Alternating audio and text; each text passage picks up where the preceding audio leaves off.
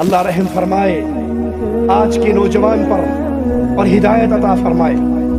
زندگی کے اندر ماں باپ کے ساتھ برا سلوک ہے، کبھی بیوی کی وجہ سے ماں کے ساتھ بدتمیزی کرتا ہے، کبھی بیوی کی وجہ سے باپ کے ساتھ بدتمیزی کرتا ہے، کبھی ان کو گھر سے نکال دیتا ہے، کبھی ان کے ساتھ زبان درازیاں کرتا ہے۔ افسوس ہے ایسے بد نصیب انسان پر جو ماں باپ کی قدر کو نہ سمجھ سکے۔ خوش نصیب ہیں وہ جن کے ماں باپ زندہ ہو اور وہ ان کی خدمت کر کے مال کے ساتھ جان کے ساتھ ان سے اچھا سلوک کر کے دعائیں لے کر دنیا اور آخرت کو سنوار لے۔ دیکھیے صحابہ کے حرص، اور پھر تولیے اپنا سلوک۔ 6 مہینے گزر جاتے ہیں، ماں کو سلام نہیں کرتے، ماں کو فون کر کے اس کی کیفیت و حالت نہیں پوچھتے، اس سے دعاؤں کی درخواست نہیں کرتے، اور نہیں سمجھتے کہ کائنات کی عظیم نعمتوں میں سے ماں اور باپ کی دعا۔ اگر آپ پہلی مرتبہ ہمارے چینل پر تشریف لائے ہیں کرتے ہیں پلیز سبسکرائب کر لیجئے۔ ماں باپ کا ذکر، ماں باپ کے لیے دعائیں، ماں باپ کے ساتھ حسن سلوک، یہ آپ کا اور میرا فرض نہیں ہے صرف، بلکہ یہ انبیاء کی تعلیمات ہے۔ ہر نبی اپنے ماں باپ کے ساتھ اچھا سلوک کرتے رہے، نیک سلوک کرتے رہے، حسن سلوک کرتے رہے۔ نوح علیہ السلام کی دعا پہ غور کیجئے۔ قال رب اغفر لی ولوالدی ولمن دخل بیتی مؤمنا، اے اللہ عز و جل تو مجھے معاف کر اور میرے والدین کو، اور جو ایمان لا کر میرے گھر میں داخل ہو جائے ہم سب کو معاف کر دے۔ دعا کے اندر اپنے والدین کے لیے دعا کرنا، ان کے لیے اللہ سے سوال کرنا، اور جب وہ زندہ ہو ان کی خدمت کرنا، یہ انبیاء کا سکھایا ہوا عمل ہے۔ ابراہیم علیہ السلام ابو الانبیاء ہیں، اللہ کے عظیم پیغمبر ہیں، عظیم نبی ہیں، اور جس طرح یہ نبیوں میں بڑے عظیم نبی ہیں، اسی طرح ان کا باپ عام کافر نہیں تھا، کافروں کے اندر بہت بڑا سردار تھا۔ کئی طرح کا کفر ابراہیم علیہ السلام کے بابا میں جمع تھا۔ وہ صرف بتوں کا پجاری نہیں تھا، بت تراشتا بھی تھا، بت فروش بھی تھا، بتوں کو بیچ کے حرام کی کمائی بھی کھاتا تھا، ان کی عبادت بھی کرتا تھا۔ طرح طرح کے کفر اس کے اندر موجود تھے۔ مالک کا کلام سنیے، وَاذْكُرْ فِي الْكِتَابِ إِبْرَاهِيمَ إِنَّهُ كَانَ صِدِّيقًا نَبِيًّا۔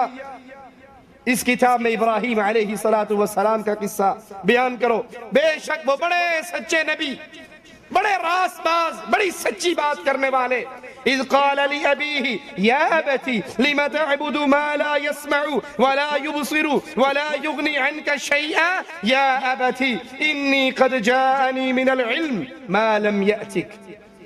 اپنے باپ کو اس کفر، اس بت فروشی کے حال میں دیکھ کر، بت پرستی کی کیفیت میں دیکھ کر اپنے باپ سے خطاب کرتے ہیں۔ کیسے؟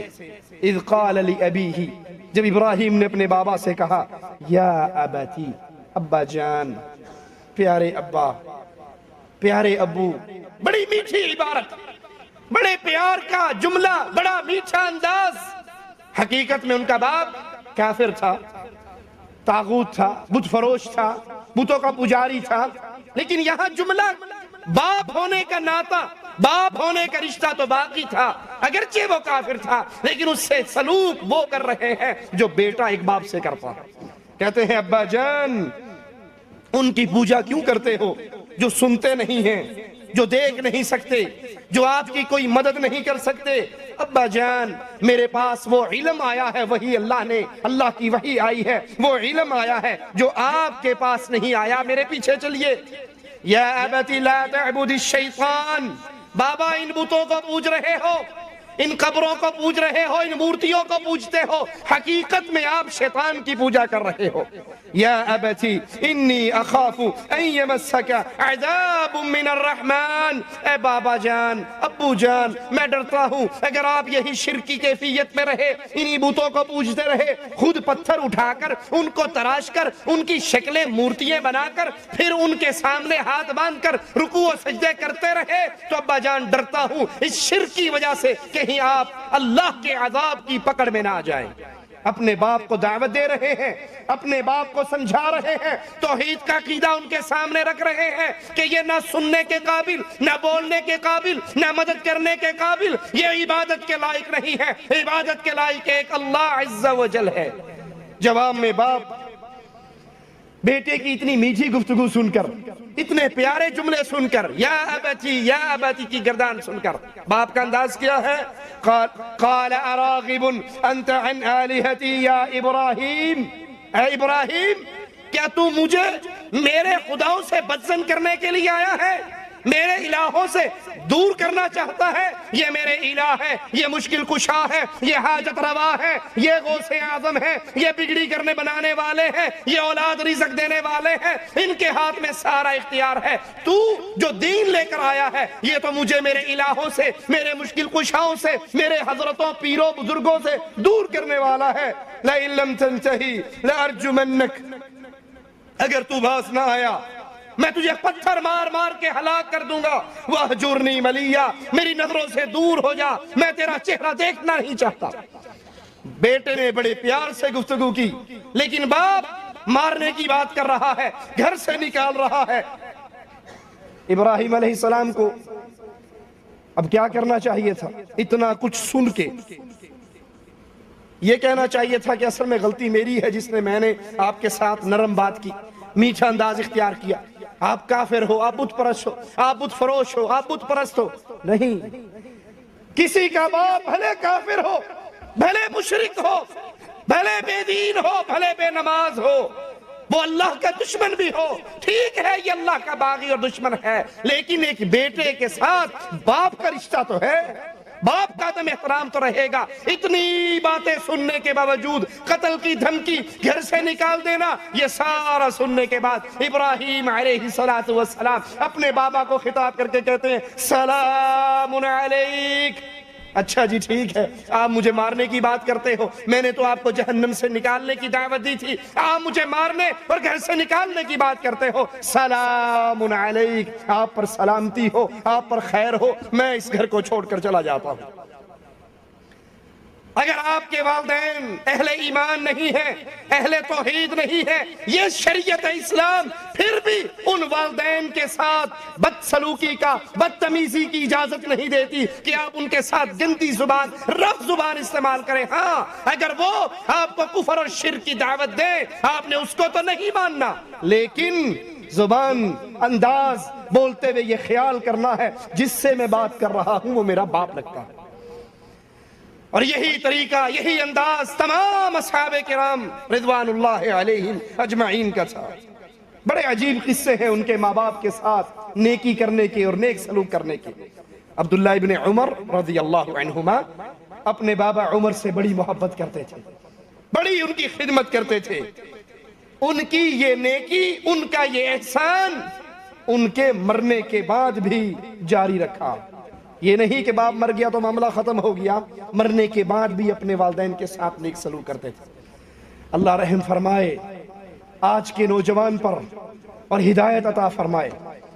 زندگی کے اندر ماں باپ کے ساتھ برا سلوک ہے، کبھی بیوی کی وجہ سے ماں کے ساتھ بدتمیزی کرتا ہے، کبھی بیوی کی وجہ سے باپ کے ساتھ بدتمیزی کرتا ہے، کبھی دوستوں کی وجہ سے باپ کے ساتھ برا سلوک کرتا ہے، کبھی ان کو گھر سے نکال دیتا ہے، کبھی ان کے ساتھ زبان درازیاں کرتا ہے۔ افسوس ہے ایسے بدنصیب انسان پر جو ماں باپ کی قدر کو نہ سمجھ سکے۔ اور ادھر میرے نبی کے صحابہ مرنے کے بعد بھی اپنے ماں باپ کے احسان کو یاد رکھتے، ان کے ساتھ اچھا سلوک کرتے، مرنے کے بعد بھی اپنے بابا کو یاد رکھتے اور پھر اپنے بابا کی بیان کردہ احادیث کو سناتے۔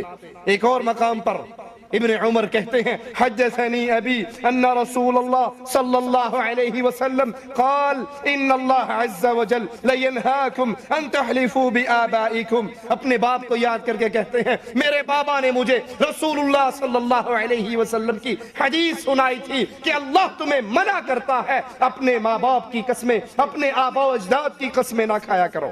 ایک اور مقام پہ ابن عمر ایک اور موقع پہ فرماتے ہیں حدثنی ابی ان رسول اللہ صلی اللہ علیہ وسلم قال ما بین بیتی و منبری روضۃ من ریاض الجنہ. میرے بابا نے مجھے رسول اللہ صلی اللہ علیہ وسلم کی حدیث سنائی تھی. اللہ کے نبی نے فرمایا تھا میرے گھر اور میرے منبر کے درمیان کی جو جگہ ہے یہ جنت کے باغوں میں سے ایک باغ ہے.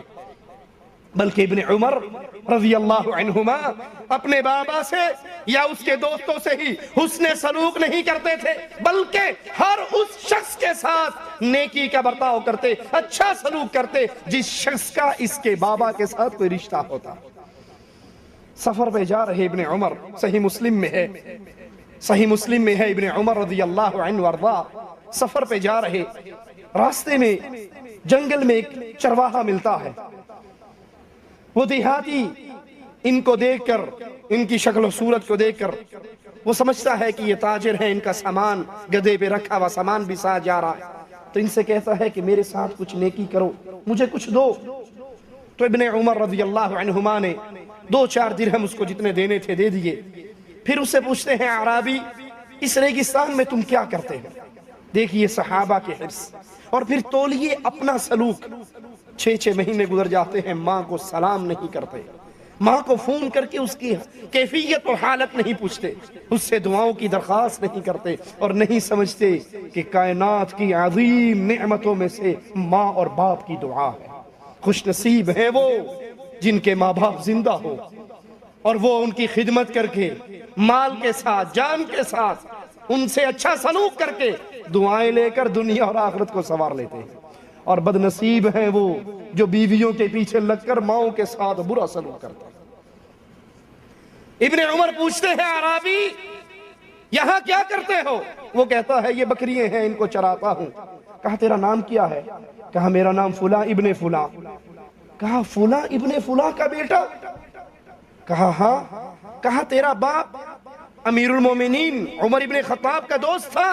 کہا ہاں میرا باپ اکثر مدینہ شریف جایا کرتا تھا اور امیر المومنین کے پاس بیٹھا کرتا تھا. فوراً اپنی سواری سے اترتے ہیں, اہلاً اور مرحبا کی آواز لگاتے ہیں, اپنے سر پہ جو امامہ اپنے سر پہ رکھا ہوا ہے وہ اتار کے اس اعرابی کو کہتے ہیں یہ تیرے لیے ہدیہ ہے. جو اپنے اوپر چادر ہے وہ اتار کے کہتے ہیں اے اعرابی دیہاتی یہ تیرے لیے ہدیہ ہے. اپنے گدھے سے سامان اتارتے ہیں, وہ سامان سارا اس دیہاتی کو دیتے ہیں, کہتے ہیں یہ تیرے لیے ہدیہ ہے. پھر گدھا بھی اس کو دے کر کہتے ہیں یہ تیرے لیے ہدیہ ہے. ابن عمر کے ساتھی کہتے ہیں ابو عبد الرحمن یہ دیہاتی لوگ بہت تھوڑے سے راضی ہو جانے والے ہیں, اگر آپ ان کو 10 درہم دے دو تو یہ آپ کا ہاتھ بھی چومیں گے, ماتھا بھی چومیں گے اور سمجھیں گے آپ نے ان کے ساتھ بہت نیکی کی. یہ آپ کیا کر رہے ہو؟ امامہ دے دیا, چادر دے دی, گدھا دے دیا, گدھے پہ سارا سامان دے دیا. کہا تم نہیں سمجھتے اس دیہاتی کا مجھ پہ حق ہے.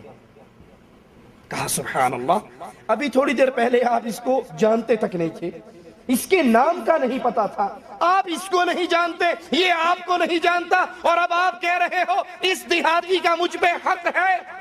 کہا ہاں اس کا بابا میرے بابا کا دوست تھا, اس کا باپ میرے باپ کا دوست تھا, اور میں نے اس کے ساتھ جو کچھ کیا ہے وہ اس لیے کیا ہے کہ رسول اللہ صلی اللہ علیہ وسلم نے فرمایا نیکی یہ ہے کہ انسان اپنے باپ کے تعلق والوں کے ساتھ اچھا سلوک کرے. میں نے جو کچھ دیا ہے اپنے بابا کے ساتھ حسن سلوک کرنے کے لیے دیا. یہ سب کچھ مجھے اللہ عز و جل کے دربار میں ملے گا. یہ وہ لوگ ہیں, یہ وہ صحابہ ہیں, ان کا یہ ایمان ہے, یہ ماں باپ کے مرنے کے بعد بھی نیکی کے ذریعے, نیکی کے راستے, حسن سلوک کے راستوں کو تلاش کرتے ہیں. اور ایک آج عام مسلمانوں کی کیفیت ہے کہ ماں باپ زندہ گھر میں موجود ہیں اور ان کے ساتھ نیک سلوک کرنے کی توفیق نہیں ہوتی.